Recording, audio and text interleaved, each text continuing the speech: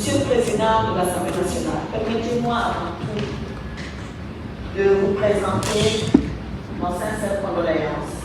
Je le fais au nom du gouvernement, puisque comme vous le savez, ayant été plusieurs fois ministre avant tous les autres, le gouvernement et le collège, et un ministre peut parler pour l'ensemble de ce collège.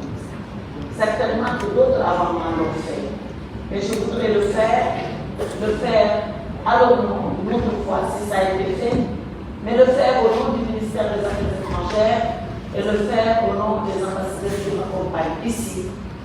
Vous dites que nous exprimons notre compassion pour la disparition de l'honorable député Diemanda, une grande dame, comme l'a dit notre sœur Yaman Alice, que nous avons connue ici sous les bancs de l'Assemblée nationale et qui a exercé son mandat avec bravoure, avec dignité et avec beaucoup de sérieux et de crédibilité.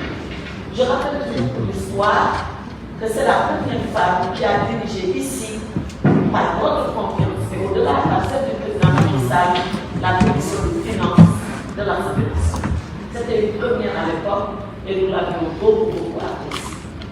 Également rendre hommage et prier pour le repos de son âme au député Henri Yedega, qui était un député de l'Europe du Centre, je crois, et de l'Ouest.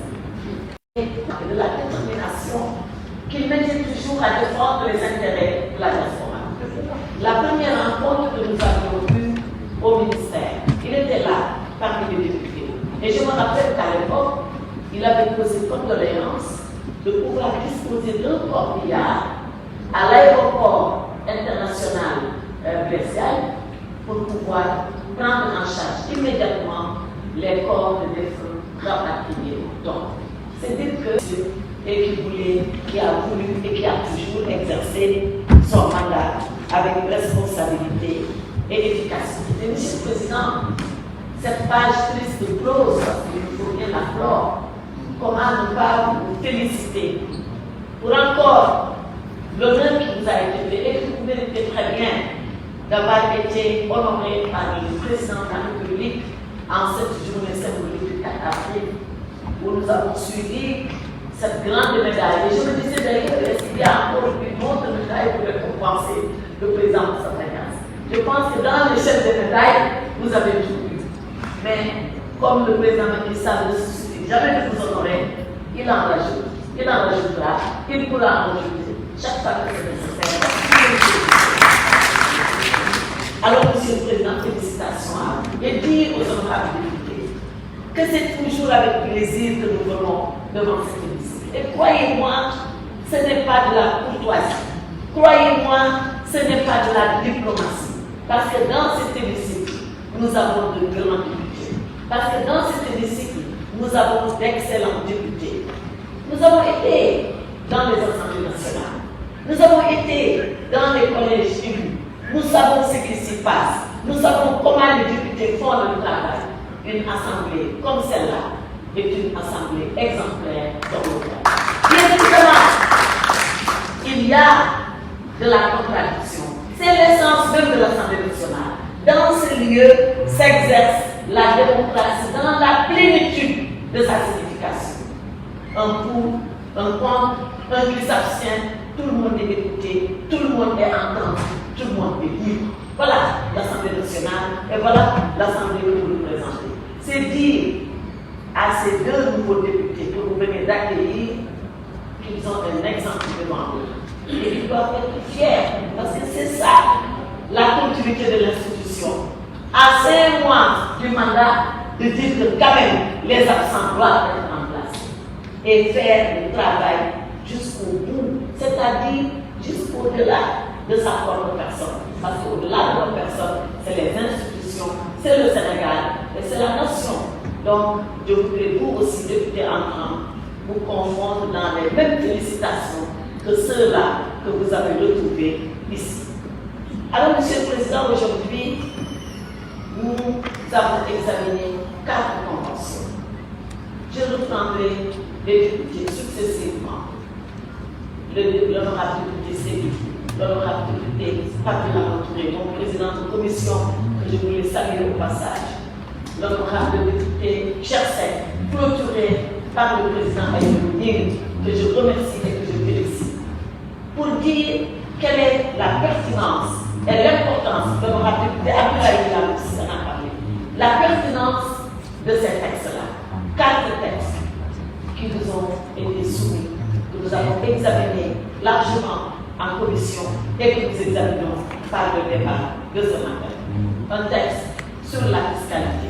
Le député Diboulois, à juste raison, s'inquiète de ces exemptions ou de cette non-double imposition en se demandant si nos compatriotes pourraient profiter du même droit s'il arrivait qu'ils s'installent dans le pays. Oui, en la matière, nous exigeons et nous appliquons la réciprocité. Seulement, disons-le parce que c'est la vérité, il est rare qu'un Sénégalais aille faire un business en Tchéquie. Pour le moment, c'est nous qui recevons. Mais un des principes universels de la diplomatie que nous avons en mettre en la matière au perchoir pour le savoir, c'est la réciprocité et l'égalité de traitement dans les conventions. Donc, s'il arrive qu'un Sénégalais veuille aller en Tchéquie, investir, y travailler, nous allons demander qu'il nous soit doublement imposé et en Tchéquie et au Sénégal. L'autre texte, et il faut savoir ce que la Tchéquie fait pour nous ici au Sénégal. Comme je l'ai dit, rappelé, je crois, par monsieur le député maire de Matam, que pour ce qui est de cette intervention, il s'agit essentiellement de réaliser des aéroports ici au Sénégal, au niveau régional, parce que le président Macky Sall pense que sa politique d'infrastructure est une politique de continuum, qu'il faudrait faire un mix entre le transport aérien, le transport terrestre, le transport fluvial et maritime pour que le Sénégalais ait la plénitude de choix de son mode de transport à l'intérieur de son pays, avant même l'extérieur. Donc, c'est des infrastructures qui sont extrêmement importantes pour le développement du Sénégal. L'autre texte dont vous avez discuté, c'est le protocole d'entente entre le Sénégal et le Canada concernant nos forces de défense et de sécurité. Je pense que ce texte, il va sans dire. Le mot est dans le texte. C'est comment le Canada, en venant ici, va nous aider à mener des opérations sur le plan sécuritaire, des opérations dont nous avons tant besoin. Mais où nous tenons aussi, parce que c'est une autre nationalité qui vient s'installer chez nous dans un domaine aussi délicat et aussi important que le domaine sécuritaire, à tout mettre dans un encadrement parfait et convenu entre les parties. Je crois que là aussi, c'est quelque chose d'important, d'autant plus que le Canada nous apporte un soutien opérationnel extrêmement important dans le domaine de la sécurité. Nous avons l'intervention de la BADEA pour la promotion de mécanismes de financement que nous apprécions. La BADEA intervient au Sénégal depuis très longtemps et dans des domaines aussi variés que les infrastructures, la santé et qui soutient également le développement du Sénégal. Il est important que cette convention puisse être signée pour encore mieux huiler, permettez-moi le terme, les relations et l'intervention de la BADEA sur le territoire sénégalais. Enfin, le statut, le protocole d'entente portant statut de la femme dans le Sénégal. Et vous avez rappelé l'importance que le Sénégal, le rôle important que le Sénégal joue dans cette organisation. Déjà pour avoir été un membre fondateur, mais pas que, pour avoir abrité à 2 reprises le sommet de l'OCI, une fois en 1992 avec le président Diouf, une autre fois en 2006, si je ne m'abuse, avec 2008, merci à mon collègue ministre Samassi, 2008 avec le président Abdoulaye Wade. Mais pas que. Le Sénégal a été secrétaire général de l'OCI par notre père Amadou Karim Gaye. Ça a été le seul Sénégalais et un des rares Africains à avoir exercé ces honorables fonctions. Donc, le Sénégal est au cœur de l'OCI. Et c'est vrai, je reprends le président Pape Biram Touré, on aurait dû ratifier cette convention depuis très longtemps, mais il n'est jamais trop tard pour bien faire, comme il l'a dit également. Nous sommes en tout cas, c'est avec plaisir que nous soumettons cette ratification, d'autant plus qu'il est question d'autonomisation de la femme. Parce que par le cliché, on pense toujours que la femme musulmane a droit à lui. Or, ça, c'est un cliché. En tant qu'avocat, je me suis demandé un jour pourquoi la religion musulmane interdisait la communauté de biens. Pourquoi la communauté de biens est interdite dans l'islam. Et en faisant des recherches, j'ai appris que c'est parce que Allah subhanahu wa ta'ala veut protéger les biens de la femme. Il veut protéger les biens de la femme. C'est la raison pour laquelle, ayant permis la polygamie et ayant permis que l'homme puisse avoir d'autres épouses, qu'ils disent à chaque épouse, garde ton bien pour toi-même, ne le donne pas à Jésus. Voilà comment, dans l'islam, la femme est protégée. Et nous savons en Occident, par le droit romain, comment les biens de la femme, d'ailleurs qui n'a jamais été majeure dans le droit romain. La femme a été majeure il n'y a pas si longtemps que ça. Comment ces biens étaient gérés par son époux. Comment quand elle veut se marier, c'est elle qui donne la donne.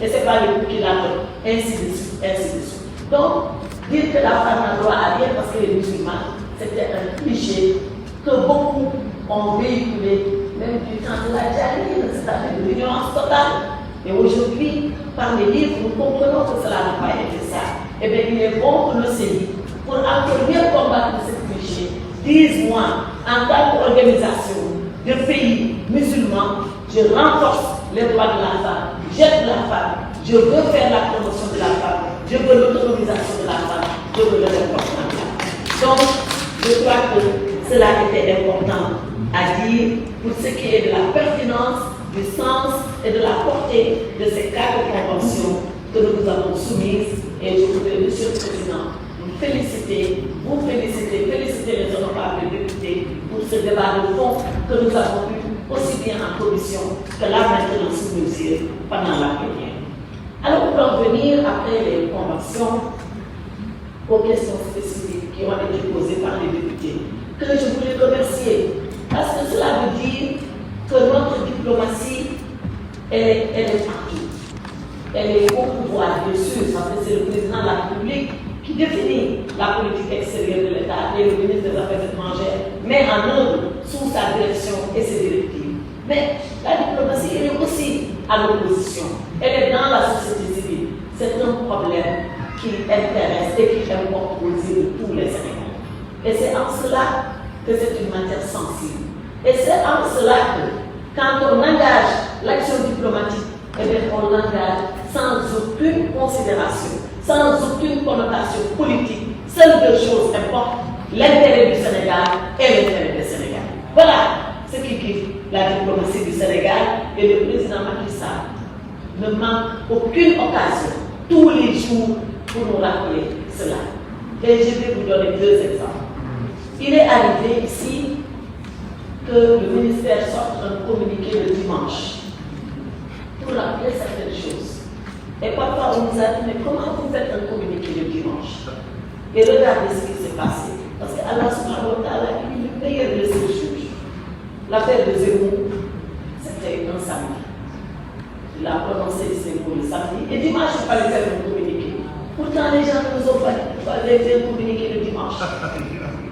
L'affaire de Pape Demba Wali à Trénité.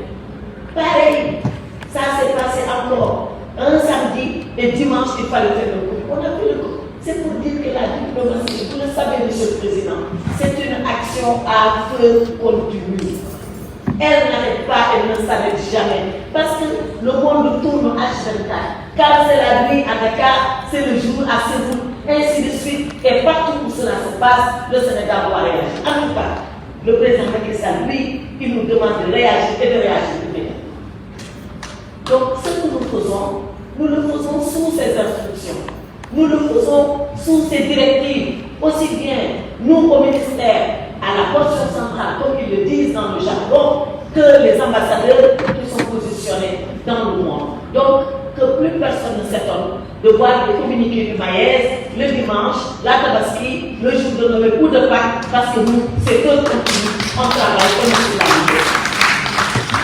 Alors, pour ce qui s'est passé, je voudrais vous remercier pour les appréciations que vous avez portées. l'exercice de vérité pour moi, c'est la meilleure. Nous sommes venus ici, effectivement, vous nous avez critiqué.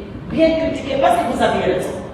On est retourné au ministère, on s'est dit, mais elle a raison, qu'est-ce qu'on fait? On a fait ce qu'on devait faire.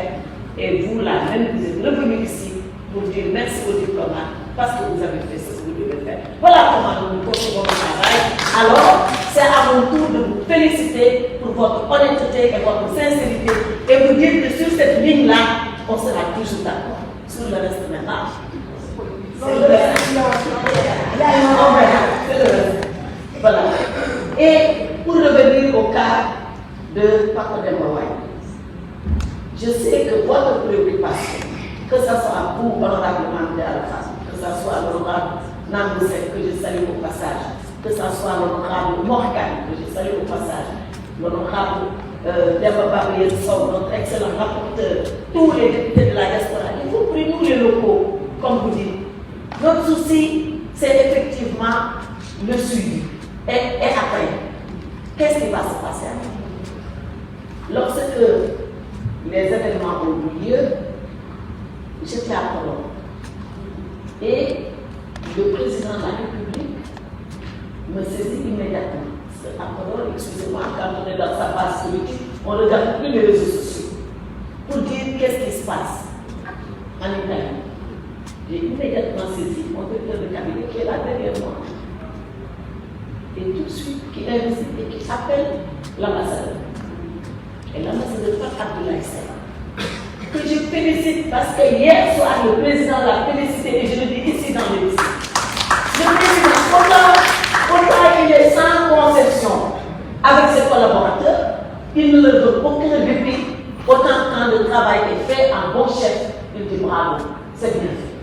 Et c'est ce que le collaborateur aussi attend de son chef, d'avoir la reconnaissance que le travail a été fait. Donc hier soir, il a félicité Papa Abdoulaye Seck. Donc, et Papa Abdoulaye Seck nous dit, je vais faire deux choses. Un, je vais me déplacer. Deux, je vais rencontrer les autorités. Les vrais, pas la police municipale. Je vais rencontrer le maire, je vais rencontrer le préfet ou l'équivalent. Et j'ai ici dans le téléphone. Excusez-moi, Monsieur le Président, mais je pense que l'Assemblée nationale doit savoir tout cela.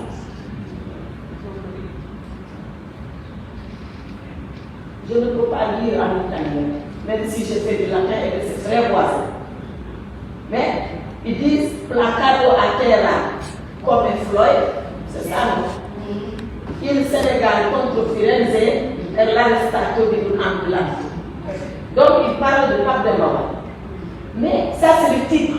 Si vous lisez à l'intérieur, ils vous disent comment Pape Abdoulaye Seck est parti et comment il a parlé aux autorités italiennes. Avec fermeté, avec respect, mais avec fermeté. Mais c'est ce qu'on attend d'un ambassadeur. Et pour dire, répéter le président à une ligne, il a fait le job.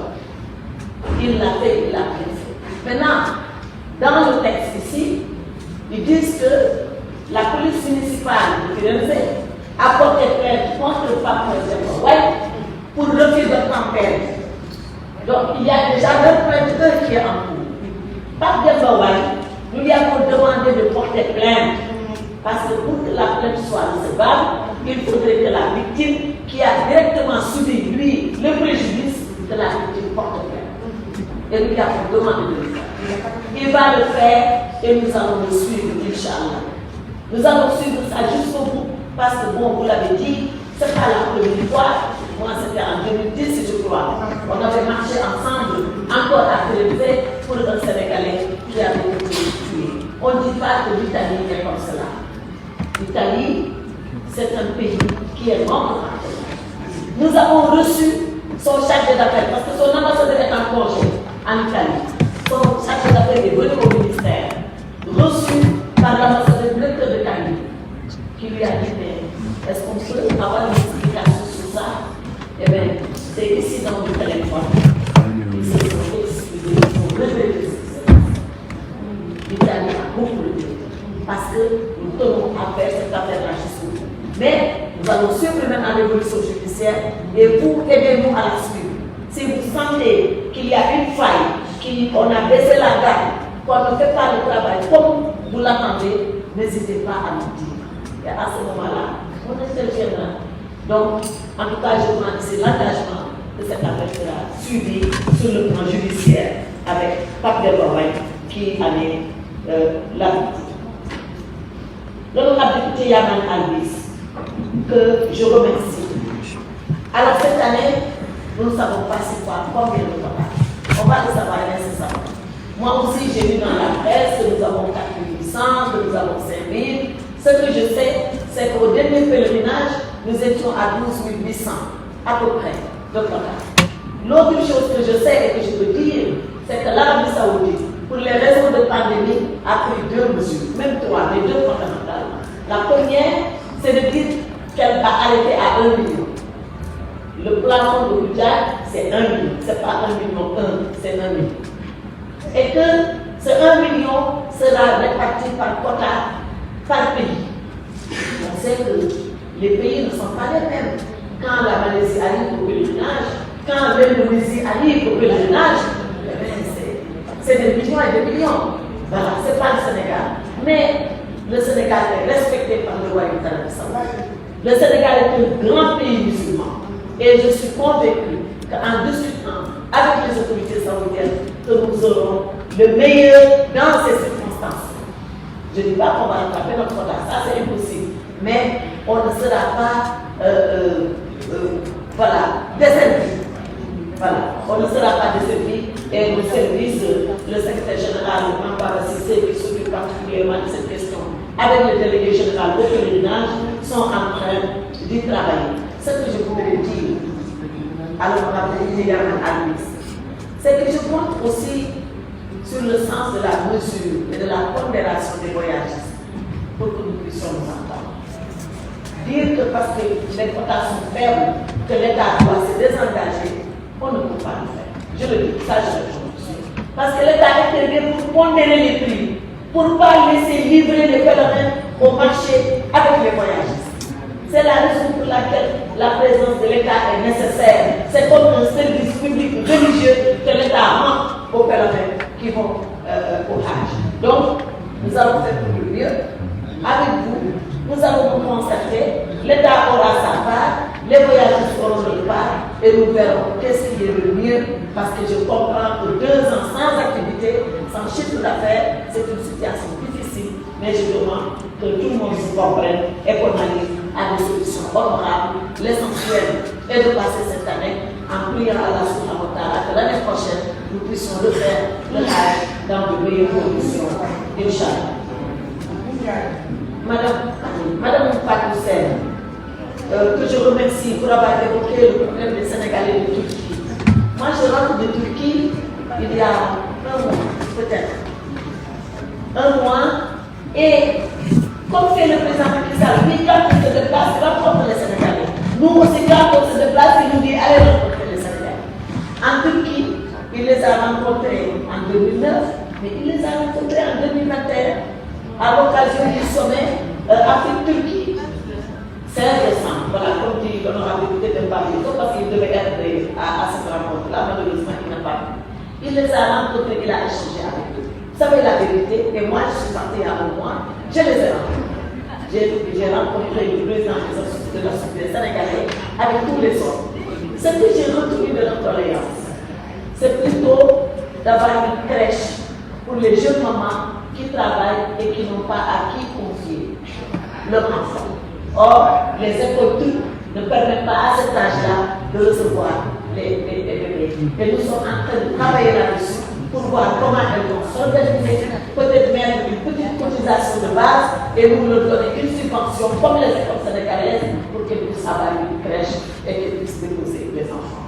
L'autre chose que nous avons notée de leur bouche, ils ont remercié l'administration turque d'avoir régularisé des milliers de Sénégalais. Voilà. 1000 et quelques, 1000 combien, 1100 Sénégalais qui ont été régularisés. Et ils veulent maintenant, sur le plan commercial, ils ont quelques difficultés à avoir des registres de commerce, à ouvrir un compte bancaire. C'est des questions pratiques sur lesquelles nous sommes en train de travailler. Et d'ailleurs, le président de la République a décidé de donner un consultant juriste à chaque ambassade pour que sur ces questions pratiques de droit, entre le droit, notre droit, le droit international et la pratique internationale, de pouvoir les accompagner, les conseiller pour qu'ils puissent. Mais nous prenons bonne note de ce que vous nous avez dit. On vérifiera encore et s'il y a quelque chose à faire, croyez-nous, on le fera et avec plaisir. L'honorable député Messila, oui, merci pour les BAOS. Oui, les BAOS c'est important. Là aussi, c'est une initiative sur laquelle le président de la République nous a demandé de travailler et que le secrétaire d'État Moussa, pour qui je présente des excuses, fait de façon remarquable avec le directeur général d'appui au Sénégalais de l'extérieur. Donc, ils sont en train de les mettre dans toutes les régions.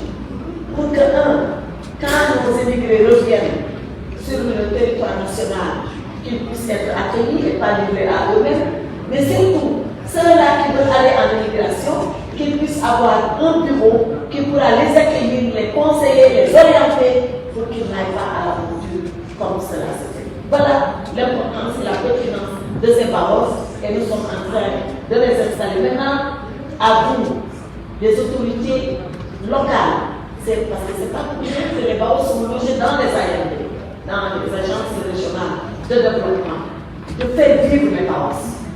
De faire vivre les barreaux, d'en faire la promotion pour que les Sénégalais sachent que cela existe, qu'ils sachent que c'est fait pour eux et qu'ils sachent que c'est efficace et efficient. Et je compte sur vous pour ce qui est de la région de Louga. L'honorable député Aboubakar Diallo, merci pour les félicitations que vous avez adressées à l'ambassadeur Youssoufa Diallo, effectivement, qui est un excellent diplomate, qui s'occupe d'une direction multilatérale, puisqu'il s'occupe de la direction des organisations internationales et mondiales, et je peux confirmer que c'est un bon ambassadeur, un bon diplomate qui fait un excellent travail. Et je profite pour associer l'ensemble des ambassadeurs qui sont ici avec moi à cette félicitation. Au ministère, j'ai trouvé une bonne équipe et je peux vous le dire à vous les honorables députés. Le travail, ce n'est pas le ministre qui le fait, ce sont les ambassadeurs qui le font. Le ministre impulse une dynamique, forme une équipe. Mais vous pouvez être fiers de vos diplomates, vous pouvez être fiers de vos ambassadeurs, c'est des fonctionnaires, c'est la seconde grande muette. Voilà. Ils ne parlent jamais, ils agissent, ils décident et ils font sous les instructions du président de la République à travers le ministre. Donc vous pouvez être fiers de cet ambassadeur.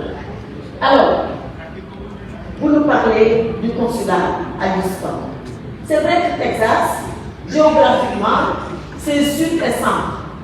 Voilà. Donc, ça peut être un point nodal. Aussi bien peut-être pour l'ouest que pour l'est, que pour le sud, et peut-être en remontant un tout petit peu. Et on me fait dire, par l'ambassadeur secrétaire général qui a vécu ça, qu'il y avait même un consulat qui existait à Houston. Bon, maintenant, nous avons une carte consulaire à refaire de façon rationnelle. Et peut-être qu'à l'occasion, on fera revenir. Même si ce n'est pas le consulat, au moins un bureau consulaire à Houston pour soulager les Sénégalais. Comme ce que nous envisageons de faire pour notre activité locale à Barcelone, parce que j'ai eu un entretien la semaine dernière avec Mme l'ambassadeur pour Madrid. Nous pensons qu'on va même intervertir le consulat général à Barcelone et le bureau consulaire à Madrid. Nous sommes en train de voir pour là aussi soulager les Sénégalais, comme vous l'avez dit dans votre intervention. Mais nous mettons Houston dans le viseur et nous trouverons, Inch'Allah, une solution qui pourra convenir. Donc, allez à la Madjara, ça y est, pour les événements. Bonne génération et on Houston, Inch'Allah. Alors, Aminata Arabi, je l'appelle Arabi parce que c'est un peu le prénom affectueux qu'on lui donne. Arabi, qui doit aller au Moitié d'Adjara. Et elle a raison. En 2012, on était député de Benoît Moprianka à l'époque et nous avons fait toute la campagne ensemble. Et la particularité de Aram, c'est qu'elle, quand elle s'engage jusqu'au bout. Moi qui pensais que j'étais incassable, je me disais, mais petite soeur, tu penses pas qu'on doit venir aller manger? Et puis, il y a juste un petit village derrière, c'est 3 personnes. On fait le village. Quand on va en tout une poule, je dis, tu vois, c'est pas 3 personnes. On va encore passer la nuit ici. Elle l'a fait jusqu'au bout. Et vous savez quoi? Elle n'a pas été députée de ce logiciel. Elle était suppléante. Et elle a fait plus que les titulaires. Donc si tu témoignes de mon engagement, je dois témoigner de ton engagement. Alpulaar bi sa col bi nga def nii ba kese ko la c'est ça non? Car l'égalité, je le traduis, car l'égalité veut le monde, celui qui a cette là, il a envie de lui rappeler que tu as raison. Donc si tu es là à parler de mon engagement, c'est pour me rappeler que moi, je dois témoigner cela. Je dois. En tout cas, pour le reste, nous sommes accords, nous travaillons pour cette ville que nous chérissons toutes les deux. Et pour ce qui est du bac, nous, côté Sénégal aussi, on a même déjà aménagé le débat académique.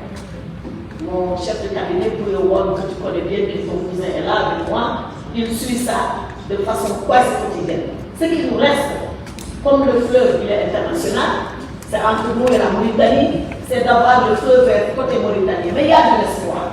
Il y a de l'espoir parce que le ministre des Affaires étrangères, Merzou, qui vient d'arriver, était le secrétaire général de l'OMS. Elle était ici à Dakar. Donc il sait l'intérêt du fleuve.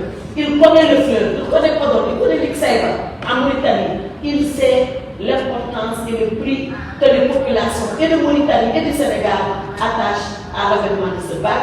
Et moi, le bac, il ne faut pas que le député Mauritia le garde. Le bac, moi, j'ai déjà préempté celui de Marsassou. Il est déjà Non. Je l'ai déjà préempté. Et puis, parce que c'est un des meilleurs bacs. Le président va aller inaugurer le pont et moi, je veux rentrer avec le bac à Podor. Du pont, je passe le bac à Podor. Voilà, merci pour tout ce que vous avez dit. L'honorable député Bernard Babaye, les projets ont mené dans les pays d'accueil. Et c'est vrai, ça a été des moments épiques. Moi, je me souviens de l'attentat de la vidéo aussi. L'attentat de la vidéo aussi, où avec nous, on était des amis, je crois. Et nous, les gens étaient tellement émus que finalement, ça a généré des associations très combatives contre le racisme, contre la stigmatisation et contre la xénophobie.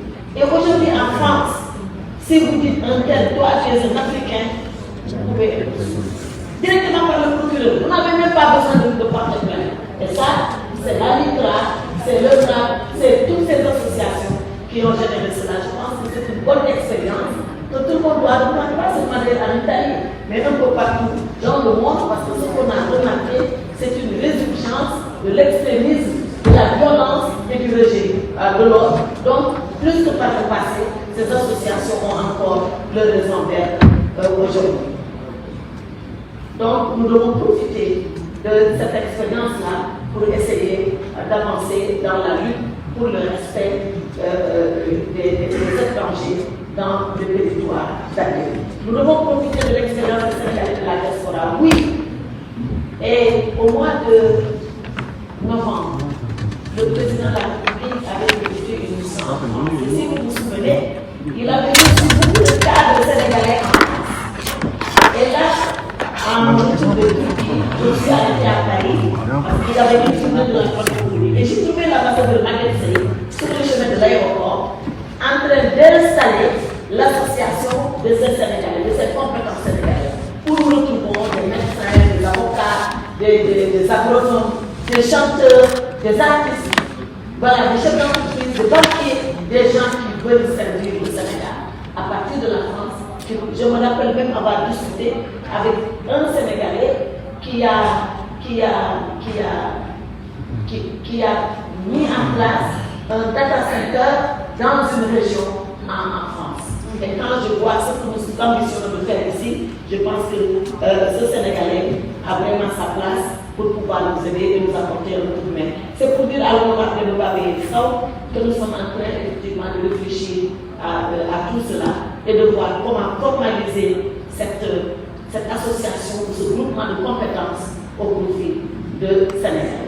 Maintenant, les revendications que les députés de la diaspora ont posées, c'est d'abord pour moi l'occasion de rendre hommage à ces députés de la diaspora, que j'ai connus sous une double facette.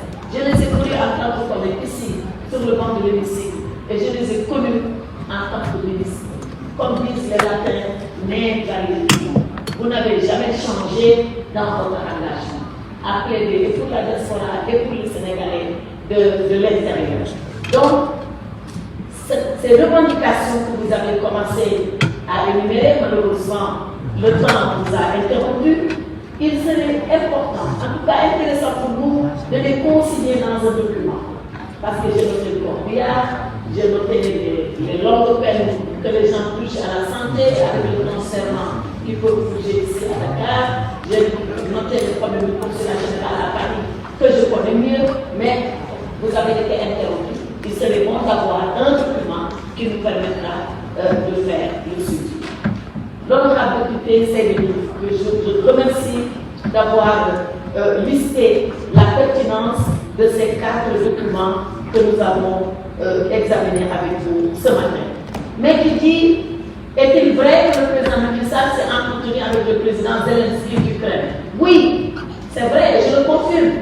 Non seulement je le confirme, mais je rajoute que c'est à la demande du président Zelensky.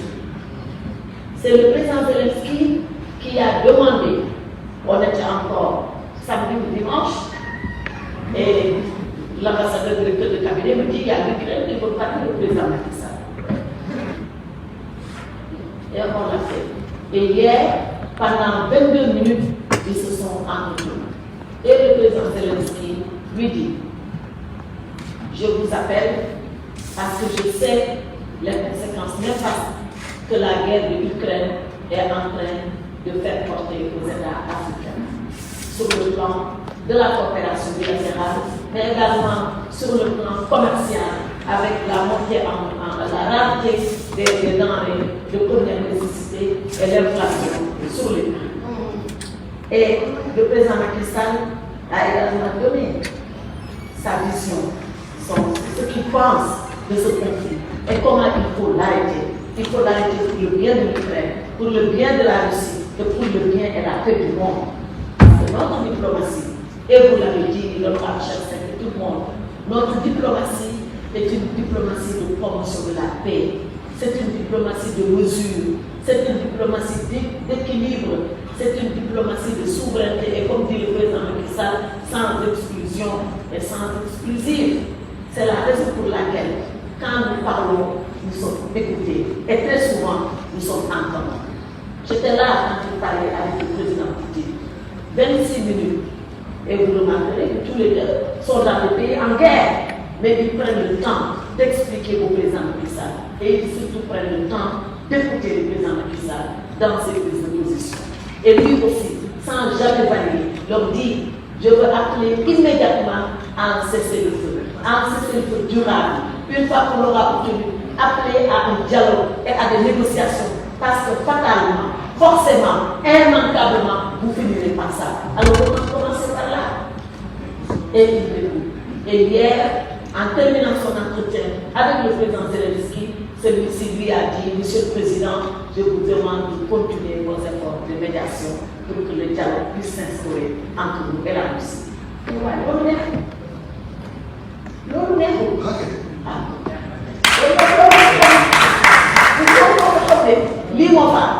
Donc, vraiment, vous devez être fiers de votre diplomatie, fiers du leadership du président Macky Sall, fiers de comment il est accepté, il est respecté, il est remarqué dans le service des nations. Mais regardez ce qui s'est passé au Sénégal. Fin 2021, en un mois, on accueille Focal, c'est avec la Chine. On fait le forum international de Dakar avec 5-6 chefs d'État, je ne me rappelle plus. Mais 2 mois après, on est élu à la tête de l'Union africaine. Et 1 mois après, c'est le forum de Mandaluro, première fois en Afrique, ici, à Dakar. Et autre chose, à l'Union, parce qu'à même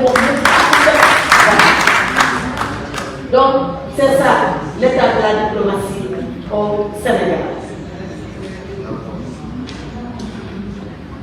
L'honorable député Nando Seck.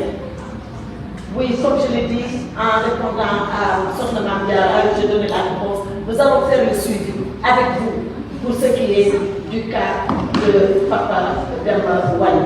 pour que, Inch'Allah, espérant que cette affaire mettra fin à toutes les autres affaires à venir. Et qu'aucune affaire, en tout cas, sur la violence, ne s'exercera sur un Sénégalais. En tout cas, le président nous a donné des instructions fermes et très claires. On n'accepte pas qu'un Sénégalais soit molesté et tabassé. On va l'accepter même quand le Sénégalais a tort, à cause de quand il a raison. Parce que quand il a tort, mais la police n'a pas fait son travail sans le violenter.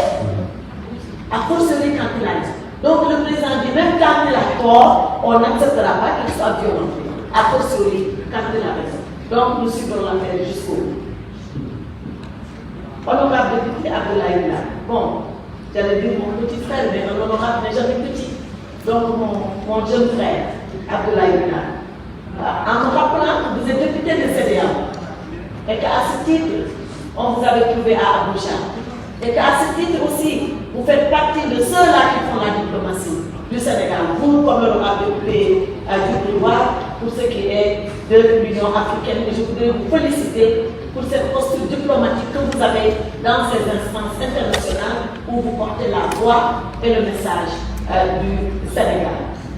Vous l'avez dit, il faut que ça ait un sens pour nous de ratifier ces accords, surtout quand on est président en exercice de l'Union africaine et nous sommes tout à fait d'accord avec vous. C'est la raison pour laquelle, avant même l'Union africaine, le président de la République nous avait donné pour instruction de purger tout ce qui est en attente. Et nous sommes en train de le faire. Et c'est pour ça que vous voyez de temps en temps quelques anciens textes qui arrivent seulement maintenant. Parce que nous numérisons ce service-là, parce que nous le modernisons et que nous souhaitons qu'avec un clic, on puisse savoir quel est le traité qui a été ratifié, quel est le traité qui est maintenant applicable, parce que tous ces instruments de ratification ont été déposés et pouvoir assurer le suivi de ces signatures qui engagent le Sénégal. Merci donc pour votre intervention et merci pour les félicitations que vous avez adressées à l'ambassadeur secrétaire général Mamba Bassissé. C'est un enfant du salon, mais il est au service de tout le Sénégal et c'est tout le Sénégal qui lui doit donc ses remerciements. L'honorable député Morkan, avec qui j'échange, je ne sais pas, il a parlé des problèmes de passeport en tout qui est en Grèce. En Grèce aussi, c'est des problèmes de passeport. Oui, d'accord. Alors, nous avons prendre Bonnois, nous n'avons ni ambassade ni consulat en Grèce. Eux, ils viennent d'ouvrir leur ambassade ici, à Dakar, mais nous prenons Bonnois. Et nous allons voir c'est quoi le problème d'environnement pour essayer de desservir tout. Là, pourquoi là? Yo wax ma wax ji xam nga passeport yooyu du man maa koy defar ministère de l'intérieur moo koy defar mais ci ñun la aajo parce que passeport yi sénégalais de l'extérieur yi ñoom ñoo ko moom loolu tax bi ñu waxtaanee ñu ne président de la république te Moïse Sarr moo doon def proposition boobu passeport yi nañ ko yóbbu fukki at yi buñ ko yóbbu fukki at comme ça moo gën a wàññi leen 10 ans yi te président nangu nañu loolu ñoo ngi si liggéey ak ministre Antoine Diome pour loolu mu mën a sotti mais teewul ni balaa boobu ñun dinañ seet li xew Grèce ak tout kii nag jàllale na parce que man ko laaj bi ci dégg ma wax dëgg mais ba tey dinañ ko seetaat ba xam lan la ba pare ñu mun see jóg pour les prisons wax nga ko ambassade yi dañuy am lu ñuy woy visite consulaire maanaam ambassadeur bi dafa war a jóg de temps en temps moom bala ndawam dem ci biir kaso yi di nemmeeku Sénégalais yi fa mais jafe-jafe bi mooy Sénégalais dañuy nëbbatu bi mooy ni ñu ko waxee dañuy bàyyi seen tur jël beneen tur mbokk yi fii bu ñu amee seen tur ba fekk tur ba méngoowul ak tur bi nekk foofu ci registre bi léeg-léeg sax da ngay xam ne kii Sénégalais bi mu ngi lay nëbbatu parce que pour le feeñ ñun loolu yëpp dañ koy am ci situation bi mais ba tey dañu naan ambassadeur rek fekk ak tey rek ngeen ànd ak moom naxante ak moom ba li ngeen soxla ngeen mun ko defal moom parce que moom lañ koy defal donc loolu tam dinañ si gën a béy dinañ si gën a mën a waxtaan te dinañ si gën a jóg transfèrement nag pour mu jógee kaso bi ñu wàcc kaso Sénégal il faut que mu am convention ñun ak réew mi bu fekkee ni convention transfert am na suñu diggante ak Espagne loolu amul benn jafe-jafe mën nañ leen ko laaj ñu indi leen fii looloo tax te loolu soxna Mame Diarra moo ko wax commission mixte yi am solo parce que ci commission mixte yi ci la ñu mën a waxtaanee loolu yëpp seet lépp loo xam ne daf cee màggatoon passé na ko weesu na amul lu benn solo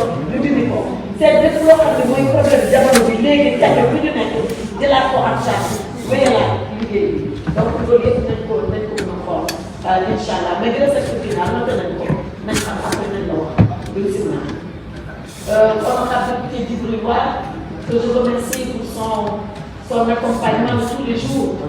Et lui dire aussi que pour le Parlement africain, il n'en a pas parlé aujourd'hui, c'est moi qui en parle. C'est en bonne voie et je pense qu'on trouvera très bientôt une bonne solution. Quant aux insultes que nous recevons de l'extérieur, nous avons vu, nous avons fait effectivement le constat. Même en niveau de moyens, Sénégalais, vous savez, vous n'êtes que du Sénégal, vous savez, vous n'êtes que du Sénégal, vous n'êtes que du Sénégal. Alors, une question d'éducation et comportement.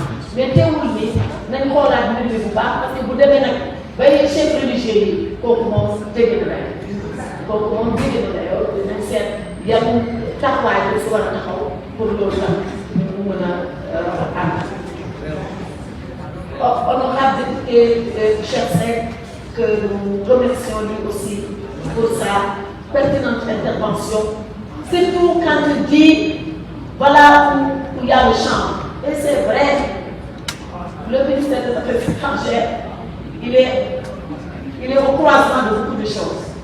Ce qui fait qu'il voit beaucoup de choses, et de l'intérieur et de l'extérieur. Et effectivement, quand on est rentré dans cette opération de démantèlement des bases, ce qui a été le plus impressionnant, c'est les champs de chanvre indien cultivés par le gouvernement. Incroyable, trafic de bois, culture de chanvre indien. Il n'y a pas un seul périmètre de chanvre indien en Gambie.